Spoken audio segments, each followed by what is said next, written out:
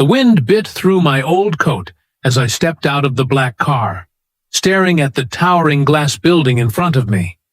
It wasn't just any building, it was my company. Or at least, it used to be. I founded Harrison and Company, a construction firm that started in my dusty garage 40 years ago with nothing but a borrowed drill and a stubborn dream. Now, the company was run by my son, Michael. And though the sign still bore our family name, the warmth, respect, and unity that once filled those walls had long vanished, replaced by corporate coldness, led by his ambitious wife, Samantha.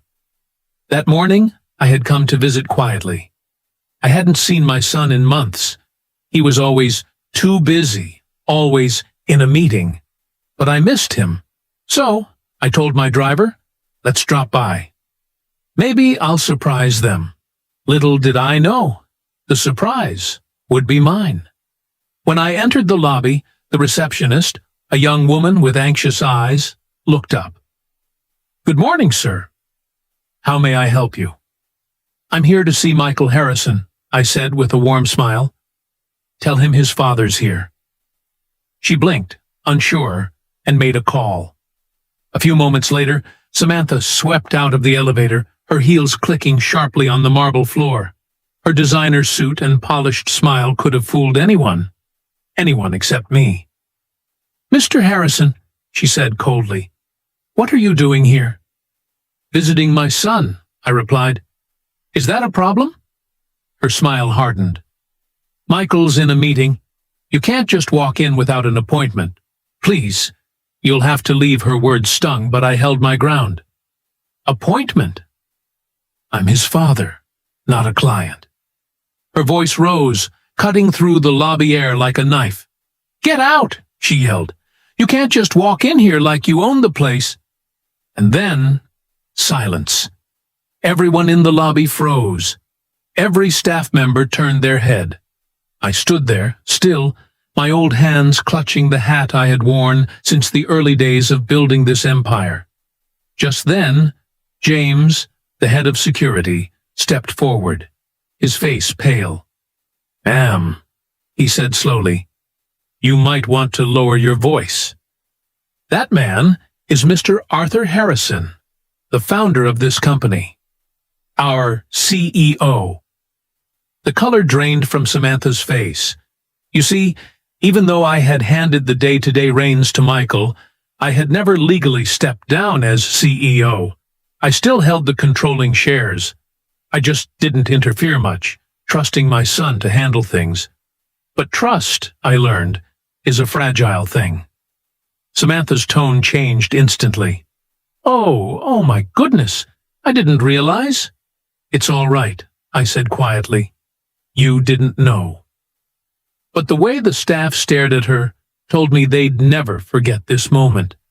The woman who screamed at the founder, at the man who built everything around them.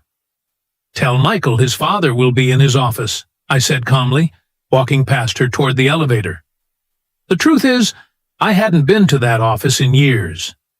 The last time I was there, my wife, God rest her soul, was alive, and we celebrated Michael's promotion. Back then, he was humble, grateful, still the boy who hugged me after every success. But Samantha, she had changed him. When I entered my old office, dust floated in the morning light. My chair, my desk, my family photos, they were all still there, though moved around. My wife's picture was tucked in a drawer. I pulled it out and smiled faintly. "Looks like our boy lost his way a bit, huh?" I whispered. After 15 minutes, Michael walked in. His face was red, his tie crooked. "Dad, what are you doing here? You can't just—" "I can't just what?" I interrupted softly. "Visit my own son? Step into the company I built from the ground up?" He sighed, rubbing his temples.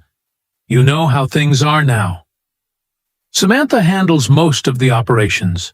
We have systems, investors, schedules, and no time for family," I finished.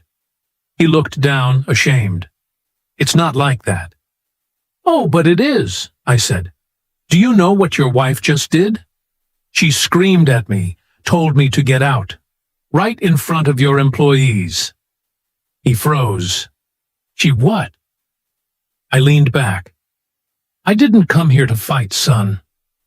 I came because I missed you. But maybe this visit was overdue. It's time I took a closer look at what's happening here." For a moment, he said nothing. Then quietly, "Dad, things have been difficult. Samantha's been pushing for more control. She says the old ways don't work anymore. Investors want her style. Modern, ruthless." I shook my head. "Modern doesn't mean heartless, Michael. You're running a company, not a battlefield." He swallowed hard. "I didn't know she'd treat you like that." "I believe you," I said, "but it's time we fix this." The next morning, I called for a board meeting. Everyone was there. Michael, Samantha, and the top executives. The air was tense. "Before we begin," I said, "I'd like to share a story." They listened as I told them about the early days, about working 18 hours in the rain, about how I named the company after my son because I wanted it to be his legacy.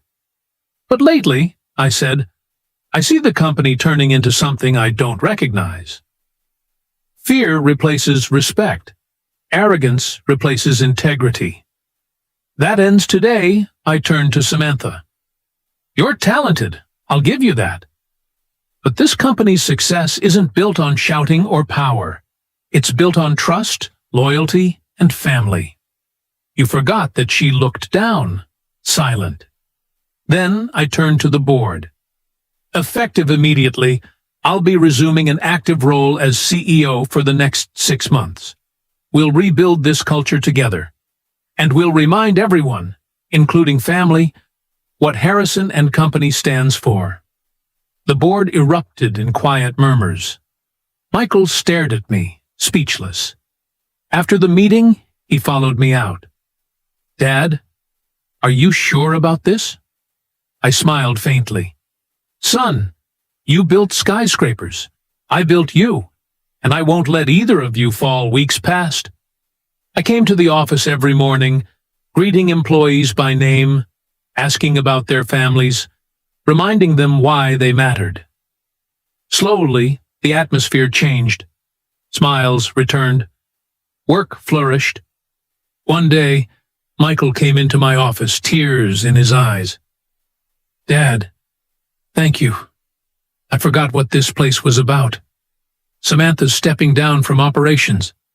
She realized how wrong she was." I stood up, placed a hand on his shoulder, and smiled. "Son, everyone loses their way sometimes. What matters is finding the road back." He nodded. "You really are the best CEO we've ever had." I chuckled softly. "Maybe, but I'm ready to pass the torch again, when I know my son's ready to carry it with heart."